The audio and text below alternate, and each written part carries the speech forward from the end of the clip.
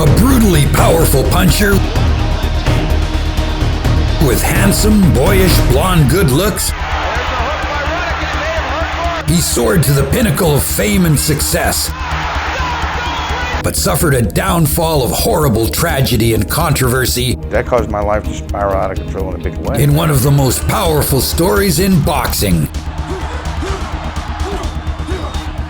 In the brutal ballet of boxing, where every punch tells a story and every round is a chapter in a fighter's journey, he shone like a beacon with his charismatic magnetism. His killer left hook was short, fast, and powerful, and was responsible for most of his wins. And the thing that they have to like about what Morrison did in his bout was... His name is synonymous with power, resilience, and an iron will that refused to buckle, even when the odds were stacked against him. It's very hard also to accept the fact that something like this actually has happened.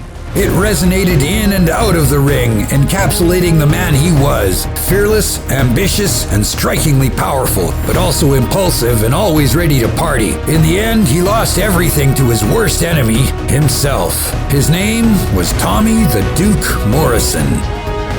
Tommy the Duke Morrison!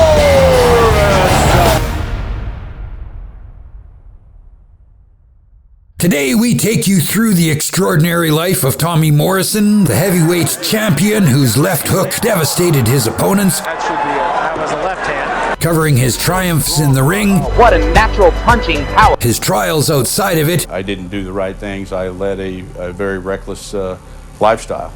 And his indelible mark on boxing history. Tommy David Morrison was born on January the 2nd, 1969 in Gravette, Arkansas, to Irish and Native American parents. He was distantly related to John Wayne, hence his nickname, the Duke. My fault, nobody's fault. It don't matter. And with the echoes of his family's boxing lineage in his ears, Morrison's love for boxing started in his early childhood. A born athlete with amazing all-around talent, Morrison was also great in football and basketball, but boxing stood out for him. So young Morrison stepped into the ring as an amateur boxer, determined to carve his own path. It doesn't lend itself to that, Pete. It's a very small ring. He started throwing punches before he even hit his teens, often knocking out adults twice his age while using fake IDs created for him by his mother. It wasn't long before his potential truly started to shine. With his determination and love for boxing, it's unsurprising that he was very successful as an amateur. With a stellar amateur record boasting 202 wins and just 20 losses, and winning many regional titles, chance to finish was exactly the thing to say. It's simple. Morrison soon grew too big for the small-town ring he started in. His dreams and ambition propelled him towards a much bigger stage, the ruthless and demanding world of professional boxing. These two chomping at the bit to get at each other. His amateur days came to an end with his loss in the last bout of the Olympic trials to Ray Mercer, who he would face again later in his career in one of the most crucial fights of his life. That takes a lot out of your system, missing with big, hard punches like that. Representing from Jay, Oklahoma, Tom Morrison. Morrison entered the ring professionally in 1988, carrying with him the dream of becoming the world heavyweight champion. The referee for this one is Ray Silvas of Houston. However, the journey from an ambitious rookie to a heavyweight champion was never smooth sailing for Morrison. Tom Morrison says he wants it. His life outside the ring was tumultuous. According to God's will for your life, instead of your will for your life.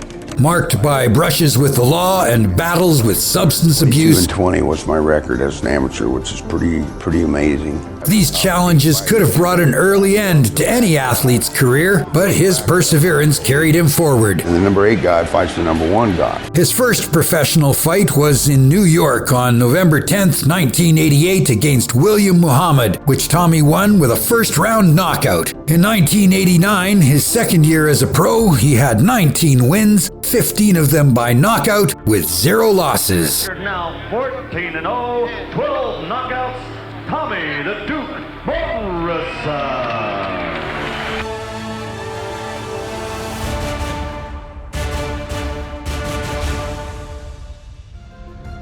In that same year, Tommy Morrison's meteoric rise transcended the boxing ring, propelling him into the dazzling world of Hollywood. The iconic film franchise Rocky was ready to create its 5th installment, and Morrison found himself at the heart of its pulsing narrative. Cast as Tommy the Machine Gun, a relentless, ambitious boxer on the rise, Morrison's character was an uncanny reflection of his real-life persona. His mentor in the movie, the enduring Rocky Balboa, was embodied by none other than Sylvester Stallone. This celluloid pairing of the established champion and the rising star was set to captivate worldwide audiences.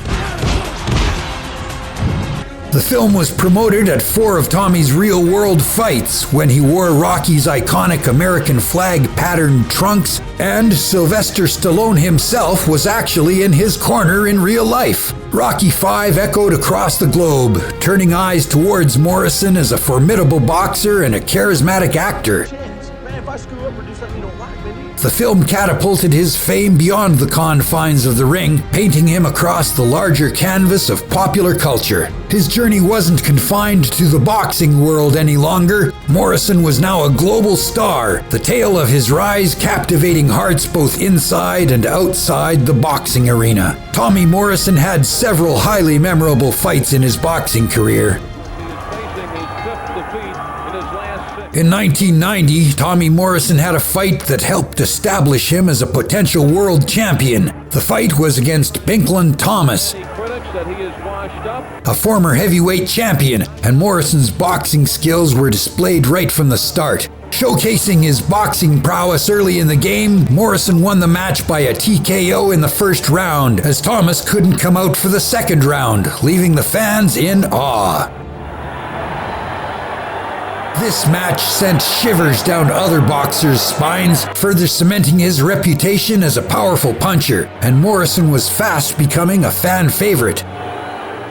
In October of 1991, Tommy Morrison had a perfect professional career of 28 wins with 0 losses when he was called to face Ray Mercer, his old nemesis from his Olympic trials as an amateur. Mercer had gone on to win the Olympic heavyweight gold medal, and after turning pro had advanced through the ranks until he held the WBO World Heavyweight belt, which was now on the line in this match versus Morrison. Chomping at the bit to get at each other. Both were unbeaten heavyweights and 2 of the best young fighters in the division. Mercer seemed lethargic in the first 3 rounds, and Tommy was easily outscoring him, but Mercer was only conserving his energy. In the 4th, Tommy started to tire, and in the 5th round, Mercer backed Morrison into a corner and stunned him with a long series of 15 blows. If Tommy could have fallen down then, he might have beaten the 8 count and recovered, but he was a bit tangled in the ropes and they supported him, leaving him helpless and allowing Mercer to brutally punish him with several more undefended knockout-strength blows. Well, those are damaging blows right there. Before he finally slumped to the canvas as the referee stopped the fight. It was Tommy Morrison's first professional loss, and it was a bad one. But it didn't derail his career, and he went on to win his next 10 fights in a row. In Reno, and Tommy Morrison and Joe Hip are... The most incredible of those wins was his victory over Joe the Boss Hip, an iron-jawed Native American from the Blackfoot tribe who would later become the first Native American to challenge for a World Heavyweight Championship belt. The fight was an absolute war, with both fighters connecting with innumerable brutalizing punches. Tommy got cut in the 3rd round, but knocked Hip down in the 4th round. By the time Morrison finally knocked Hip down again in the 9th, leading to a technical knockout victory when the referee stopped the fight, both fighters' faces were badly swollen and looked thoroughly beaten up. The remarkable thing about this victory, and the fact that made the fight a legend in the sport, is that Tommy Morrison finished and won the fight after suffering a broken hand and a broken jaw. Nothing else could better illustrate his indomitable will and his unshakable determination.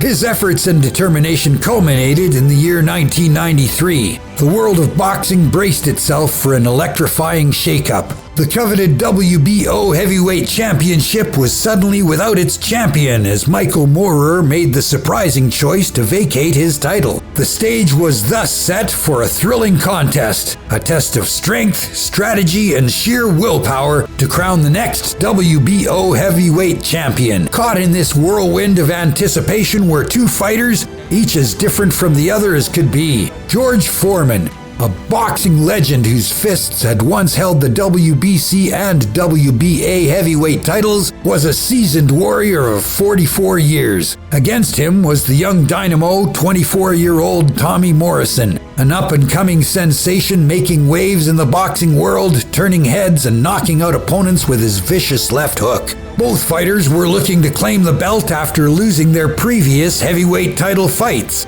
The heavyweight title dangled before them, not just as a symbol of professional triumph, but as an opportunity to prove their mettle and that they could rise from the ashes of their past losses and claim the championship belt. The fans in Las Vegas anticipated this fight, and it was indeed worth every dime and penny. Round after round, the two fighters went on pounding each other till the end.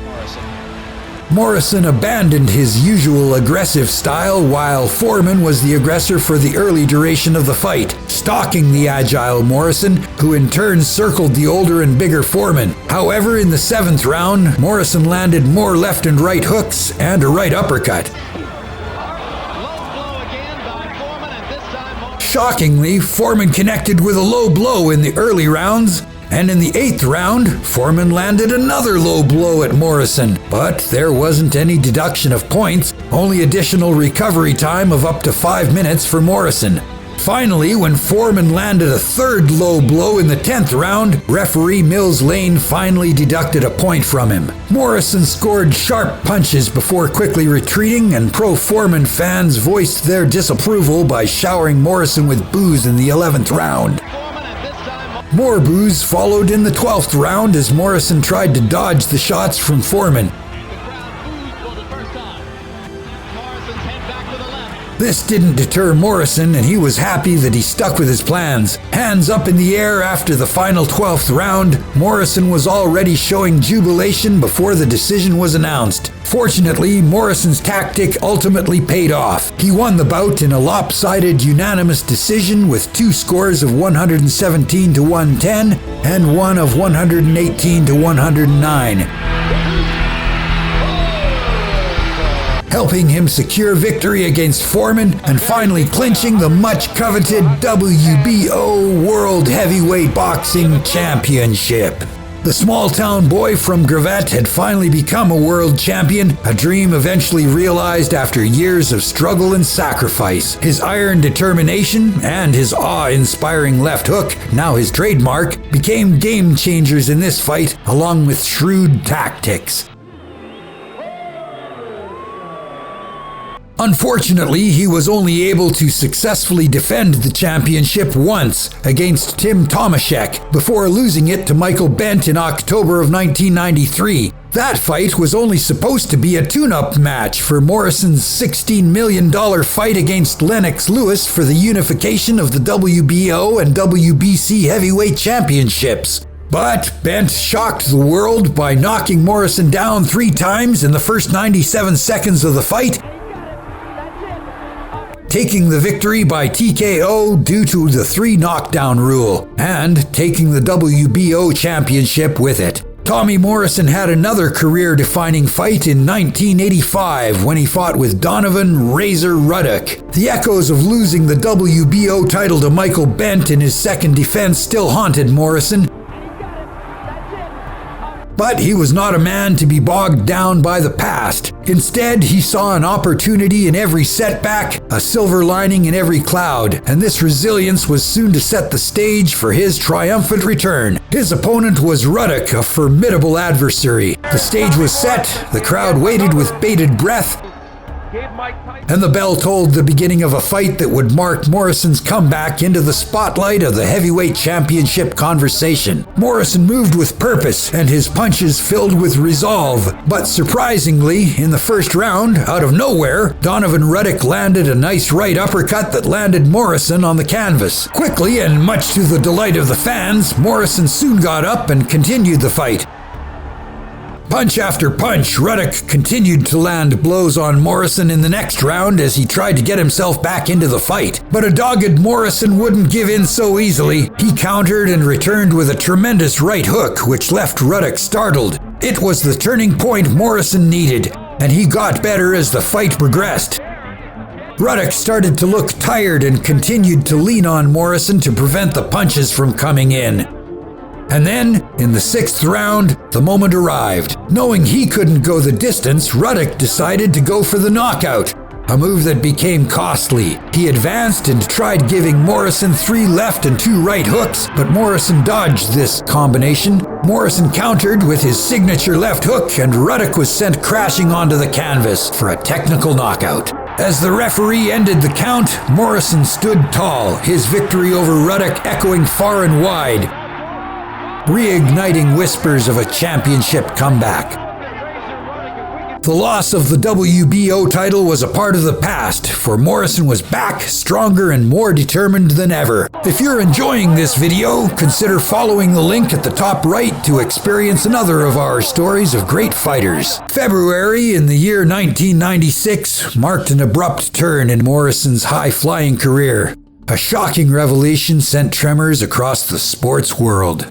In the prime of his career, Morrison found himself thrust into a fight he had not seen coming when he tested positive for HIV before a fight in Las Vegas. The results of those tests did in fact confirm that I have tested positive for that virus. In a Larry King interview, Tommy Morrison, the former heavyweight champion, the embodiment of strength and vigor, announced that he had tested positive for HIV. I don't feel sick. I haven't been sick in 3 years.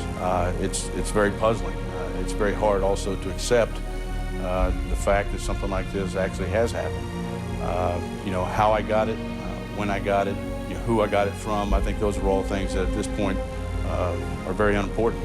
What happens, what counts is where I go from here.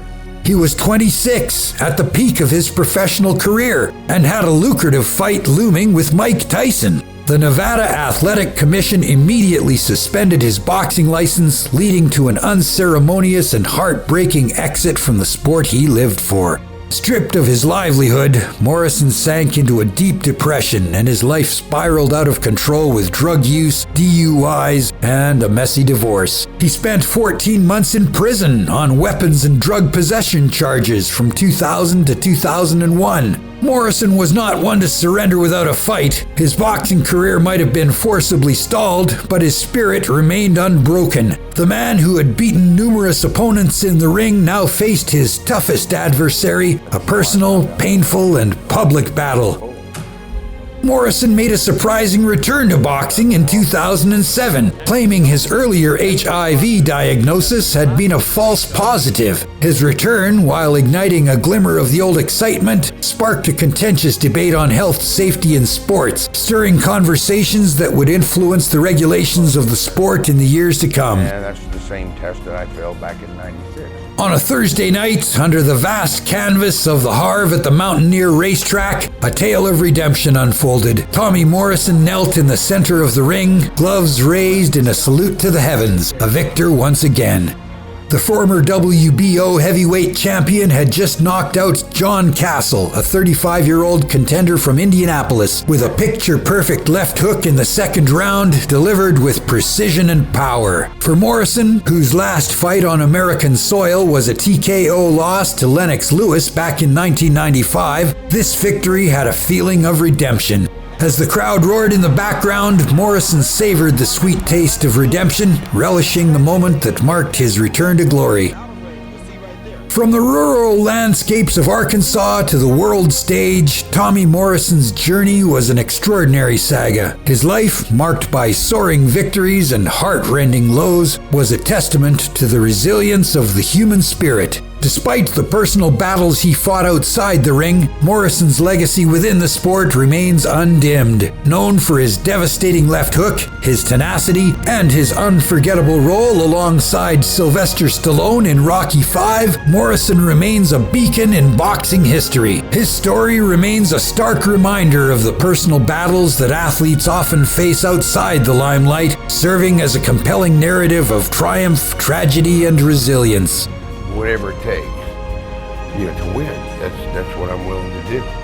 On September the 1st, 2013, Morrison died at the Nebraska Medical Center in Omaha, Nebraska at 44 from a cardiac arrest resulting from multi-organ failure due to septic shock caused by a Pseudomonas aeruginosa infection, primarily due to AIDS. It seems clear to everyone, just based on his skeletal appearance just before his death, that the tests that originally found that he had HIV had not been false positives, but rather the later tests that said that he did not have it had been a false negative. The name Tommy Morrison lives on, a name that brought crowds to their feet, a name that spelled doom for his opponents, and a name that encapsulates an unforgettable era in boxing history. His journey is a testament to the highs and lows in the life of a professional athlete, a gripping narrative of a man who stood tall, unyielding, even in the face of life's most brutal blows. And don't forget to give this one a like, subscribe to our channel, and click the notification bell. Until next time, have a great one.